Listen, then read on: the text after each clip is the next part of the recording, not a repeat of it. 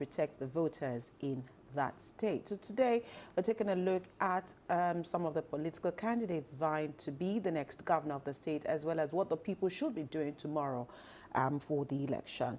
Joining us this morning is a journalist himself, as well as a political affairs analyst, Adewale Adeoye. Thank you for being on the program. Good morning. Thank this morning. All right, Mr. Adeoye, let's start with a release sent by INEC days ago, and talking about the number of individuals who've picked up their PVCs for tomorrow's election in that state. According to INEC, there are over 2 million registered voters. They actually put 2,629,025, but the commission says out of this figure, only 85.5% have collected their PVCs, representing 2,249,780. So if you put that figure with the number of registered voters in that state, what are your expectations concerning the voter turnout tomorrow? Because usually there's this problem about voter apathy, and it is usually worse when it is an off-cycle election. But for you tomorrow, with the numbers that we have here, what do you expect from the people of Edo State? Well, let me first of all start by saying that what is going to happen in Edo State shows clearly that democracy is far the best form of government. After 4 years, people have the right to choose whoever they think is good for them. So no matter the shortcomings we have in Nigeria, I think democracy is still the best option for us. Okay. Now, talking about the number of registered voters, Edo State has 4.7 million population. That was by the figure we had in 2020, the entire state. Now, if you have about 2.6 who are registered as voters, and then 2.2 have collected their PVC. Yeah, that's about 84%. You know, so only about 14%, you know, has failed to collect their PVC. So, if you look at that figure, that's quite commendable. Okay. You know, compared with the population, it means that about 50% of the entire population in those states are registered voters, politically conscious. You know, so maybe the remaining 50% are children who are not up to 18. You know, those that maybe are physically challenged, or those that are too old to go and collect their, or maybe some that are in hospital. So I think it's a very good figure. But most of the time, these figures just do not translate to reality on election day. Right. And so many factors are responsible. People collect their PVC, sometimes not necessarily because they want to vote. But because for identification. Yeah, they think there are opportunities for them that they need that PVC to access certain opportunities. But I think it's most likely we are going to have, averagely, you know, comparatively compared with national standard, we may have reasonable number of voters coming out for the election. I beg to differ just a little bit, because with the war of words happening between the PDP, APC, and the Labour Party, and of course with the governor yesterday when he was meeting with during an interactive session with the Chief of Defence Staff, Chris Musa, saying, look, we are going to give you some conditions for us to accept the outcome of the election. That in itself is defeatist, because it's presuming, that presumes that, look, if I don't win, that can be misconstrued, like my candidate lost because so, and so. He was talking about free and fair election, intimidation, harassment, security.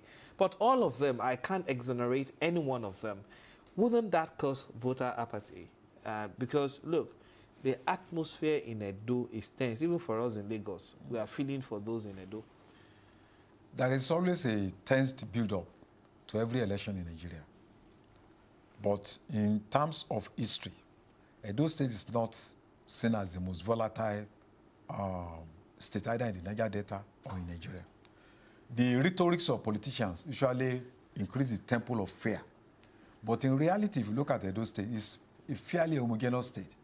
You know, because of the old Benin Empire, you know, just have the ethnic groups are almost of the same origin, largely. So there is a high level of harmony in Edo State. And I think this rhetoric, even though we had a case where the aide of one of the aspirants was killed. Yes. But I don't think it's enough to conclude that we are expecting a violent election, tomorrow, because the fact of the matter is that with the introduction of beavers and other technology, violence has a limited role to play in determining the outcome of election compared with what we have had in the past. So if people are thinking that they want to stash ballot papers, they want to use talks, technology has made us to be able to largely overcome these challenges. Okay. And that's why even when you look at the number of registered voters in 1983, 79 in the old Bendel State, you'll be shocked that the numbers are so high compared with what you're having today, because at that time people just come out to anybody. You can even, in fact, one person can bear about 20 names. So I think to a large extent we have eliminated fault lines. Right. So I believe I won't forget 2003 election. Yeah. When the numbers kept swelling. Yes. Right. So I mean, you are optimistic that tomorrow there's the possibility that the people of Edo would come out at least in their numbers to cast their vote for the next governor of that state. Figures also have it that there are 4,519 polling units, and INEC says in all of those polling units there will be election. So with, like Joshua raised earlier, we fear that there could be attacks, or the election might not be peaceful, or we cannot preempt until tomorrow comes. But for you, what would be your charge to the people? We have this issue around people also wanting to go to the polling unit and wait for the party agents to woo them with what they have from their individual political parties. Do you see that also happening? Because many have also said we haven't gotten over, or we are not yet out of the woods when it comes to money politics, especially on election days. Corruption remains a major problem when you are talking about election. Even though there have been various steps taken to overcome this problem, politically exposed persons are also designing new methods, new mechanisms, to ensure that they reach voters, to bribe them. For instance, they collect their account numbers. And then, so it's no longer at the polling units. You may not see people giving money physically, but that does not mean that corruption is not going to be involved in tomorrow's election. I mean, Saturday's election. Tomorrow. And I think corruption usually comes before, during, and after. Right. So the past 2-3 weeks, we have seen people collecting rice. How do you monitor that? Collecting foodstuffs and all that. It's palliative. So I think corruption remains a major problem, and we cannot solve this issue if there is no political will. Because the main actors are politicians. Right. When people are poor and they are vulnerable, there's no way you take money today that do not collect. Even in the US, if you start distributing dollars, people will take. That's human nature. But because there are sanctions and the system does not allow that to happen, that's why it does not happen in other European countries. So I think you are still going to have cases of corruption, tomorrow. And it's a challenge that I think we must struggle to overcome. Okay, we have 3 major gladiators, apart from about 18 others that have decided to throw their hat into the ring. We have Olumide Akpata of the Labour Party. Yeah. We have the Asoe Ighodalo of the PDP, and Monday Okpebolo of the ruling All Progressives Congress. Now, all of them got one thing hanging over their head. We talk about Akpata, that is not Edo boy, he's from diaspora. And you have Asoe Ighodalo, perhaps a stooge for the incumbent governor, perhaps for continuity and perhaps so that you won't rock the boat. That's the whole essence of having him there. And of course, you have the APC who felt that 4 years ago they were shortchanged out of the equation, and there's this whole drive to have them back in the saddle as governor of Edo State, with the backing perhaps of federal or the senator who was the former governor of the state. The dynamics of Edo politics. Where is the pendulum swinging? Because you have the governor backing seriously, and you have the wave of Labour Party from the 2023 general elections. I don't know whether that still holds sway now that the the veil has fallen off so many people. And of course, you have the APC candidate that so many people said is just being pushed into that position and not necessarily by virtue of what he has said or what he has done. Yeah. Well, to be very honest, I think there are constant variables in Edo politics since 1999. The political space has been dominated by two political trends: the People's Democratic Party and the APC. You know, given its transformation from, you know, AC to, you know. So the third party, the third force we have is Labour Party. Since 1999, PDP ruled Edo State for 13 years, and then APC for 12 years. Out of the 12 years of the APC, out of the 13 years of the PDP, the same candidates ran on two political platforms, parties, you know, for 8 years. Right. So then, if you also look at the three candidates, to be very honest, I think they have formidable candidates. You know, the PDP candidate is a lawyer. The LP candidate is a lawyer. Even the other candidate that people are trying to say that, you know, it's not avoiding debate and all that. He has, you know, first degree in public administration, and then second degree in leadership, you know. So the problem may be, it's not everyone that is educated that can endure the affliction of stage fright. You know, a lot of people may be professors, but they cannot, when they see a huge crowd, they may not be able. So I'm not personally using that one to judge him. I think it has to, I look at his record, he's well educated.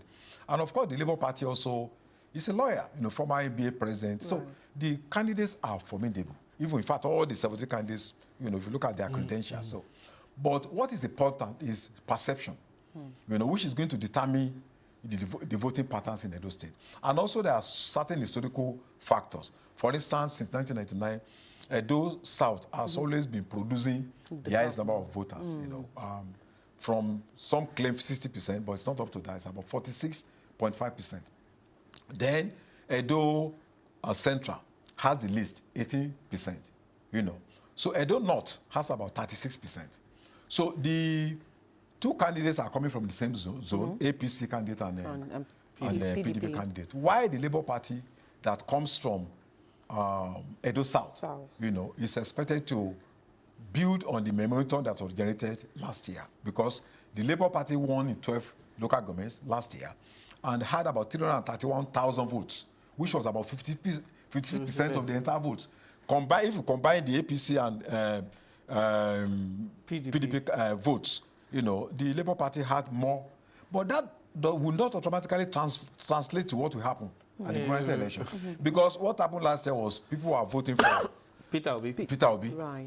You know, not necessarily that dynamics have changed. You know, and I don't think in those states that the Labour Party was able to build on that momentum. I mean, you know, Akpata didn't come into the race until about a few months ago. Nobody heard about his name tied with Labour Party until a few months ago. So he may not be able to reap from the dividends of a presidential election. Okay. And you know that even after the presidential election last year, Labour Party, you know, could not win enough seats at the National Assembly, you know. So I think that if the Labour Party is thinking that because it had 331,000, then to automatically win the election, that's an illusion. So I think a lot of dynamics will come into play, you know, this coming election. Tomorrow. But I am suspecting that the voting pattern, you know, will still revolve around Labour Party, APC and PDP. Right, because a couple of the other smaller parties are beginning to collapse their structure for the candidates of like the PDP. AA is now supporting, and then even the APC is also supporting the candidates of but I think the ruling party, I'm sorry to say, because we are not campaigning according to the section 9 is over. Section 94 of section 1 of the Electoral Act. But the fact of the matter is that you have to analyze this election. I think the PDP, even though it's the ruling party, is negotiating from a position of weakness. Because I was about to ask you that. Yes, at the national level. Why? You see, you know, we had the presidential election last year. The PDP had a lot of cracks. 5 formidable governors, some of them from the southern part of the country, you know, are yet to substantially return to PDP in terms of body Their language, structure and right. You can imagine if Wike happens to still be in PDP. He's still in PDP. He's still in PDP. Imagine he's supporting, the governor of Edo State as we speak. Imagine if the deputy governor, the former deputy governor, Philip Shuaibu, has not left the PDP. So imagine all the big wigs that have left the PDP, if they are still there, then it will have been a different ball game. Imagine that there is a national role model. Where is President Jonathan today? Is he supporting which party is he supporting? Nobody's not even sure. coming out to say anything. So in terms of providing role model at the national level, it's not there. In fact, I was listening to the Oyo State governor yesterday. He was talking about, look, is it now that we're supposed to support our brother in Edo State that you're talking about removing the acting national chairman of the party? So there's the party, even at the national level, the crack is deep. Yes. So they are not going to the election with a formidable front that can use that as an opportunity to galvanize the masses. Shouldn't the structure of Obaseki that he has galvanized since the past 4 years, shouldn't that work for him? I think if you look at Obaseki himself, he had no structural initial. He relied for the first time on Adams Oshiomhole. In 2019, I think some 13 or 14 lawmakers were not sworn in by him. Right. So there was a crack. Yeah, that's when he removed the roof of the assembly. So the Oshiomhole's structure is there. The Shuaibu structure is there, a former student union leader. So he's only trying to build his own new structure. So if you look at the structure, it's already factionalized along 3 lines. And don't forget the Labour Party will also reap from the PDP. Most of the people that voted for PDP, Labour Party last year, they were members of PDP in Edo State. So this time around, the PDP, some of them will vote for Labour Party as expected, while some will vote for the PDP. Right. So you can see that there are various. It's more or less like an atomic party divided into different layers. The division is unlike the APC that is going there by even harvesting more PT supporters. Joining this. So, if you see what is going on in Edo State, I think 2 elements are going to lock horns, and I think those 2 elements are the APC and the PDP. All right. You've talked about the political parties and then also the contenders themselves. Let's talk about the umpire, INEC. Yeah. Things right now are not even looking good for INEC because a lot of Nigerians are, just on INEC's case and are expecting the very best from INEC since this is a standalone election, expecting that all machineries will be deployed to ensure that this is a credible election by all standards. For you, how will INEC redeem its image here? Because a lot of people are still not very comfortable with the headship or with the dynamics surrounding INEC itself. I think to a large extent, even since 1999, INEC has tried to improve on previous elections. But we must also not forget that there are technical limitations. There are political limitations. For instance, if we are talking about bribing voters, INEC has little control on that. Sure. If you are talking about people coming to polling units to disrupt election, to kill people, INEC has very little control on that. If you are talking about voters' mobilization, turnout, the best we expect is that the National Orientation Agency will mobilize and galvanize people, and then the political parties should go from one place to the other to mobilize their people. If you look at the build-up to this election, most of the other parties, we would have 17 political parties and all that. How many times do you see them going from rural areas to the other, talking to people with pamphlets, talking about their programs, energizing people, meeting the cultural and social forces in Edo State, having meetings with roadside mechanics, Rewire Association, timbers merchants, students' unions, market women? You don't see them. Most of them are just candidates because they want to use as a negotiating chip. So in terms of mobilization, our people are not doing enough. Okay. So there are limitations for INEC. But what we expect from INEC is live transmission of results. As people are voting, we don't want technical issues to hamper the work of INEC. So I think that's what people are expecting, that once people are voting, we should be able to at least to have access to. And I'm sure because this one's an off-circle election, it shouldn't be that difficult for INEC to get It shouldn't be difficult. These are not beavers system working this time. Sorry, I need to take you back a little bit to the party politics or the dynamics of the party politics in Edo State. Now, it was in 2020, this is 2024, it was in 2020 that we heard that Edo no be Lagos. It was during that period. And it was also, politicians will always say, all politics are local. Wouldn't what is happening at the national level reflect on how people perceive the local politics of Edo State? For example, they will say, APC candidate. This is what is happening at the national level. These are the factors that isn't making life comfortable for us. Will that in any way affect what is happening in Edo? I think federal power has negative and positive perspectives in terms of voters' perspective. The negative aspect is that Nigeria is structured and built around a federal system with very powerful president. Everything that happens in the country, people point out accusing fingers. The oil fuel crisis, banditry, killings of people, the economy. People hardly look at what their local government chairmen are doing. People hardly look at what their members of the House of Assembly are doing. They are saying that, okay, people in the National Assembly are buying jeeps for 460 million. What about the lawmakers at the local level?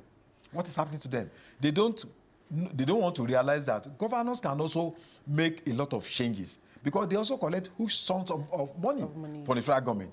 So in terms of perception, I think that problem is there. But the other positive aspect is that politicians that we know, they are after, strength. They are after something that can improve their opportunities. So there are a lot of people that are also looking at, look, it's better for us to be at the center. Because if you are looking for appointments, federal appointments, if you are looking out for federal projects, it's not good for you to be in opposition. So there are also that the people that are looking at that way. Look, politicians will go to rural areas and look, if we are with the federal government, we can get this federal roads fixed. We can get federal appointments for our members. We can go and meet the president so easily, even though opposition leaders can also meet the president, but it's easier if you are in the same party. So it's both positive and negative. It's now left for party leaders to now they exploit these narratives to mobilize their people. The people to mobilize the people of Edo understand all this. What politicians should do, what they are doing, is to go to their rural areas and say, look, if you don't vote for APC, you are looking for the road in your local government is federal road. It will be very difficult for us to get access. If you are looking for federal institutional presence in Edo State, it's better for us to be with the president. Right. The president is, belongs to the old Western region. Why can't we support him? Okay. So those are the things that people are, looking at. So it's both negative and positive. Well, before we look at some security issues, let's also look at the antecedent of Godwin Obaseki as the governor of Edo State. I mean, you talked about the fact that the three of them have something going on for them. Yeah. But if we were to look at what he's done as the governor of that state in the last 8 years, did he do so well that irrespective of the candidates that he's pushing forward to back him, his party can still hold sway? Or has he also not been that man that, all of the things he's done as governor in the last 8 years are able to help him put somebody from his party to be the next governor to succeed him? I think in the past 8 years, it will not be correct to say that Governor Obaseki has done nothing. Okay. He's done a lot. He's not owing salaries. He's actually one of the first governors that will pay was talking about 70,000, And I think in terms of security, though we have a lot of security issues in Edo State, but given the limited power of state governors, we can also give him some credits. But I think on the negative aspects, there is nothing striking in Edo State after 8 years that we can say, oh, this thing stands out. Okay. Ogbemudia was there for how many years? And he built the stadium that we are still talking about today. The Samuel Ogbemudia. Samuel Ogbemudia. So there is nothing striking that, if you go to Benin, there is a major axis there. When you are the state, it still remains there. There's nothing Is it agriculture? Is it aviation? Is it industry? Which industry has he created in 8 years?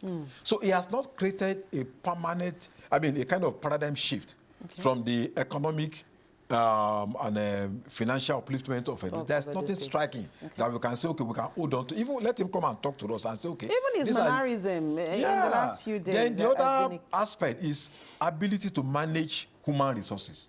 He is totally deficit in that area. Because almost everybody that was with him, they had to leave. Commissioners resigned, deputy governor left. So I think your personality, you know, your human relations is key to political victory. This is the first time that he's actually campaigning on his own. In the other elections he had been just using other people's. So this time around, it's going to be far more difficult for him to win this election because of, you know, his personal manners, his connection. You know, his connection I personally felt that I've never seen him this even aggressive until he's this so campaign. Angry every time. He feels to the extent that the state governor is the first time he's not going to sign a peace deal. And you are sending very strong, long signals to the people. And he's giving conditions to the chief of staff. And I'm wondering, like, what does that mean? It's election. Is it the signal you're sending? Is it a do or die affair? Yes, that's what he said. Politics shouldn't be about vengeance, shouldn't be about desperation. We have seen too much desperation beyond reasonable expectation. And I think if you are if you are having a kind of a race, you know, car race, if you drive aggressively, you are going to have a crash. Yes. You know, we are going to crash. So I think he has not been methodical in his method and in his political tactics. And this is really going to work against him. But there's a feeling, that's what he said, like, look, they've built the foundation now. He was part of Oshomole for 8 years, building his economic team. Now, he has cemented that. What he wants is another of his financial bodies to come help accentuate that conversation, now just build the structure now, since he has done the foundation. 8 years. He has used to develop the place. Now, that's why he needs his own candidate to help with. Do you buy that narrative? Because he is very serious about having Asue there. That's mere rhetorics. On the ground, there is nothing. You know, look at what has happened in Lagos. You are talking of rail lines. Lagos is always a good You are talking about BRT. You are talking, in fact, uncountable things. Is it primary health you want to talk about? That even all over the world, people can, you know, testify that, oh, we have seen a lot of changes in Lagos State. You can't, and Edo State, you know, since 1963, though it was former Bende State, one of the oldest, most ancient, you know, even to even relate with the traditional ruler, one of the most respected traditional rulers, you cannot even manage it. So I think, you know, there are a lot of shortcomings and I will not be surprised if eventually all these factors work against him, you know, tomorrow. Security. Let's quickly talk about security. We understand that the police has deployed 35,000 officers. Men of the NSCDC, 6,433 are also currently in Edo State. What will be your charge? Because again, during election, we know that sometimes there's usually high-handedness from security operatives, but we also know that Edo tomorrow, all eyes will be on Edo. Yeah. So what are your expectations from the security operatives as they handle their men tomorrow, as they go into the communities? How best should they conduct themselves? Well, let me say, first of all, that, you know, in the past we used to have presidents that would say election is do or die affair. That it's either we win or not. Right. We have not seen that in the past 1 year. Even when Buhari was there for 8 years, I think we should give that to him in terms of interference in political affairs of states. What is happening in Rivers State, for instance, is the digression. If that happened in the past under a particular president, we will have declared state of emergency. So I think the federal government has shown clearly that they believe in fairness. So the police also, I think, should carry this message to the grassroots where they're going to work in Edo State, to be fair to everybody. They are there not for APC. Policemen are not there not for APC, not for PDP, not for Labour Party, but for the people of Edo State. Okay. Because they are being paid by the taxpayers, by the public. So their responsibility first is to the people of Edo State. So they need to be very fair and allow the people to choose their candidate out of their prior free and informed consent. So that's what I expect from them, and I hope that will happen. And I think in the past few years, we've had largely the security men, they have been quite fair, compared with what we've had in the past. In the past. Okay, perhaps this is my own final question. You've been doing this for a very long time. Yeah. You've seen how it has always played out. You've seen how on the eve of election, one or two calculations or reaching out will change or will tumble the old permutations of even the best of predictors as to how election will go. I know there's no crystal ball in front of you. Yeah. What do you see with the Edo election? Is it peaceful? Is it going to go according to... there has been a lot of shaking back and forth. The tribal group, the articulation of the governor system. There's the Akpata part, like people are afraid to come debate with me. We are here now. I was surprised if we even show up. We have all these things. What do you see with the Edo people? Where are they going with the next 4 years? I think I see the victory coming in a way that may be arranged in alphabetical order. Because so at least we know what Alphabetical the order per party or per names of the per candidates? Per party. Okay. party. If it doesn't happen, well, and I Permutations also are known to see be wrong. I also see people challenging the outcome of the election. They will not accept that they are free. Because if we even do any research now, it should be clear to you that the heavyweights in Edo State, where are they? Who are they supporting? We know. Then the current, when you see two people fighting in the ring, and the other one is getting angry, you know that he's losing. And it's most likely he has seen the picture. He has seen the hand. So I think let's wait and see what happens tomorrow. Okay.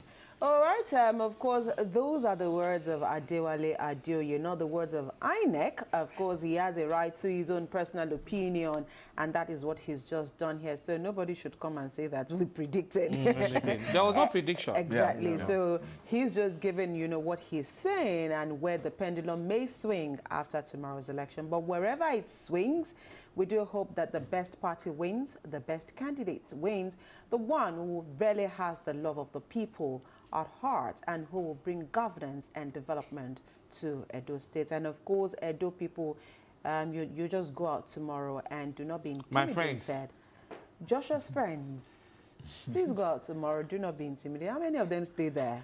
How many of them will vote tomorrow? Okay, we'll take a quick break. When the conversation returns, it will be turn of the Lagos lady to take us through their conversation today. The views expressed on this program do not represent that of the producer, management of Lagos Television, or the Lagos State Government. They remain the perspectives of those expressing them. Thank you for staying with Lagos Television.